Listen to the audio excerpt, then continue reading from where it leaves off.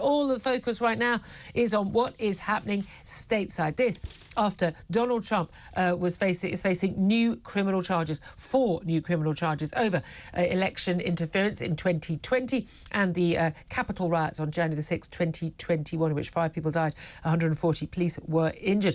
All of those criminal charges relate to attempts to overturn that election result, even though he lost to Joe Biden, and also to effectively fuel and exploit those riots on the Capitol, at the Capitol building. It's a 45-page court document relating to the grand jury indictment, and it is just the latest in a string of different criminal charges being brought against the president. Before we go to our first guest on this, let's have a little listen to what Special Counsel of the Justice Department, Jack Smith, had to say when he announced those 4 counts. Today, an indictment was unsealed, charging Donald J. Trump with conspiring to defraud the United States, conspiring to disenfranchise voters, and conspiring and attempting to obstruct an official proceeding. The indictment was issued by a grand jury of citizens here in the District of Columbia, and it sets forth the crimes charged in detail. I encourage everyone to read it in full. Well, 45 pages in full. He also had words of condemnation about Donald Trump's involvement, in his view, in fueling the storming of the Capitol building on January the 6th, 2021. Here's what he had to say about that. The attack on our nation's Capitol on January 6th, 2021 was an unprecedented assault on the seat of American democracy. As described in the indictment, it was fueled by lies. Lies by the defendant targeted at obstructing a bedrock function of the U.S. government, the nation's process of collecting, counting, and certifying the results of the presidential election.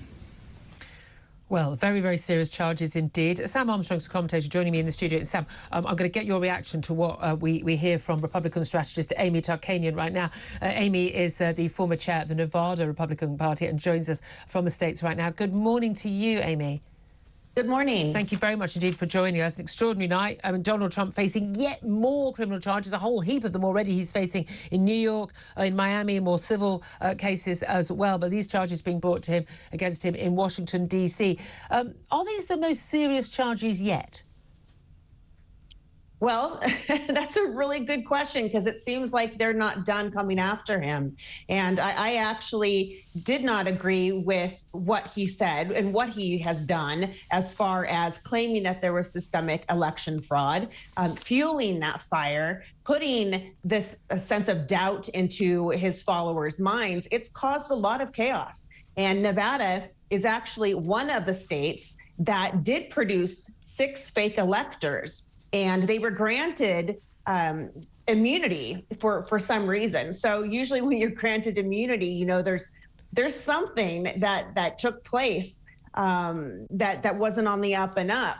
And so when you have a president who is asking the vice president not to certify the election, and in his testimony, the poor guy actually talks about even just calling Donald Trump on Christmas to wish him a Merry Christmas. And as soon as those words came out of his mouth, the president immediately railed into him and demanding that he not certify the election. So this man, his misbehavior, it is just off the charts, and it's trickled down to the state level, which is unfortunate. And you now have people who think it's okay to even harass poll workers, and our legislature had to actually pass legislation to make that a federal crime. Yeah, you would have thought that already was. I mean, this is the thing. Democracy only works if you do have the peaceful transfer of power. I would say, I mean, although there weren't riots at all after the 2016 election, there were an awful lot of demonstrations. I would say the Democrats, Hillary Clinton supporters, kind of brought some of this. I mean, I told Donald Trump and the people who rioted themselves responsible for their own actions. But after the 2016 election, which Donald Trump won fairly and squarely, whether people liked it or not, the claims of Russian collusion and that Donald Trump had bought the election, all of that, you know, I'm sorry, they brought this on themselves. When you start questioning election results like that without actually, and as you saw, all these investigations prove this was not the case, what they claimed, you set yourself up for this. So it's a bit rich, the Democrats, to sort of criticise Donald Trump for claiming that the election was stolen. They claimed exactly the same thing 4 years earlier. So, I mean, I say to these people, a plague on both their houses. One of the key issues here is we've got, I mean, this is the third time in 4 months that Donald Trump has been criminally charged. This is while he is running for the presidency again in the 2024 presidential election. He is neck and neck in the polls against the Democrat candidate, of course, sitting President Joe Biden, of course, who beat him in fairly and squarely in 2020. What impact will this have on his chances of winning the Republican nomination? You know, it seems to make him stronger every time there's a new indictment, which is just alarming to me. But he doesn't waste any time in his fundraising off of his unfortunate situation. I mean, as soon as that indictment came out, he already pushed out a fundraising email. And it's being reported, too, that he hasn't even paid a single penny of his own money for his legal woes. He's using donations, which, you know, hardworking Americans, he has a lot of small donors. I don't think that's what they signed up for. I think they wanted to help him in his campaign efforts, not pay for all of his legal problems. Well, I mean, I think a lot of the time he's asking for help with his legal bills. I mean, more for those people for sending the money, if you ask me. How much damage is it? I mean, the fact that, look, we know one of the other rival candidates is Mike Pence, his former vice president. He doesn't stand a chance of winning the nomination. It's going to be Trump or Ron DeSantis, the Floridian governor, if it's anybody. But Mike Pence, obviously you mentioned him already. He's been tweeting since these charges were brought, saying today's indictment serves as an important reminder anyone who puts himself over the Constitution should never be president of the United States. He says, I'll have more to say about the government's case after reviewing the indictment. The former president is entitled to the presumption of innocence with this indictment. His candidacy means more talk about January the 6th and more distractions. As Americans, he says, his candidacy means less attention paid to Joe Biden's disastrous economic policies afflicting millions. And he says, our country is more important than one man. Our Constitution is more important than any one man's career. On January the 6th, former President Trump demanded that I choose between him and the Constitution. I chose the Constitution and I always will.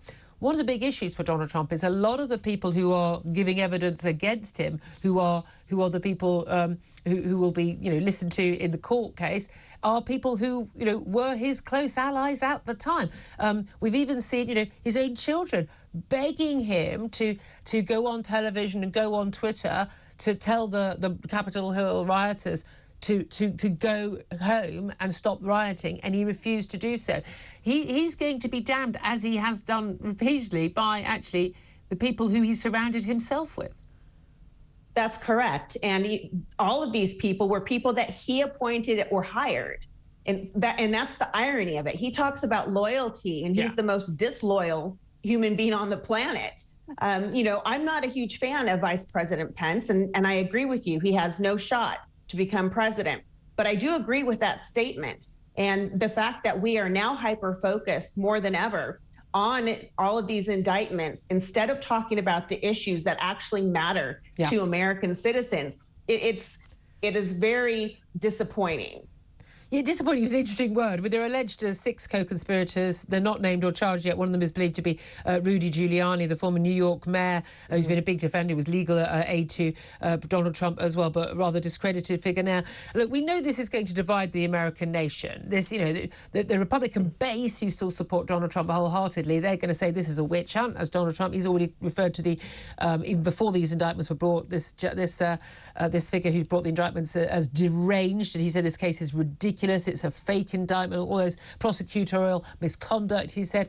And we know, the Democrats go, he's banked rights, he's guilty, he should be, lock him up, repeating that mantra about Hillary Clinton during the 2016 presidential run by Trump.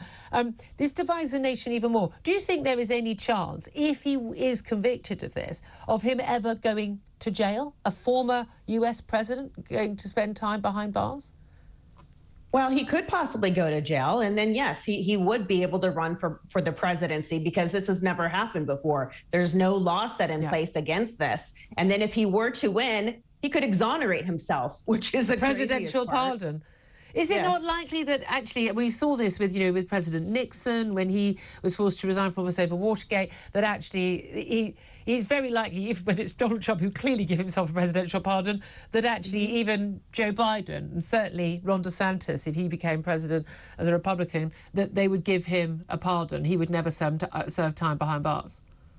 Well, it's interesting to see some of the other opponents of his take to Twitter. So you read Vice President Pence's statement, but it's very different from a number of the others. Governor Ron DeSantis is actually, on the whole, this is a witch hunt situation. Yeah. You've got Senator Tim Scott saying, the same thing. And so you've got these candidates that are towing the line with this situation, because let's say he doesn't end up running for the presidency, and something happens. These other candidates are going to need President Trump's base. Yeah, and that's the thing. They are all still towing the line, and the election was stolen. If you had to put money on it right now, look, he is innocent until proven guilty. I feel very strongly in this. Do you think that he ends up being the Republican candidate with all of this hanging over him? I mean, he's got other cases coming to court in New York, over these falsifying business records allegations, 37 charges there. He's got these charges in Miami over the national security documents at Mar-a-Lago. Do you think he does end up being the American Republican candidate? There's not one poll that says he's not going to be, unfortunately. And so I think the fact that he has such a stronghold, and that you've got the public literally unanimously saying that this is a witch hunt, he has a stronghold over a number of these primary voters. And so is he going to win the general? I don't think so. Interesting. He'll be the candidate, but he won't beat Joe Biden. Again, what happened last time? Amy Tokanian, great to speak to you. Thank you very much. I know it's very early in the morning for you. Republican strategist, former chair of the Nevada Republican Party. Thank you for that.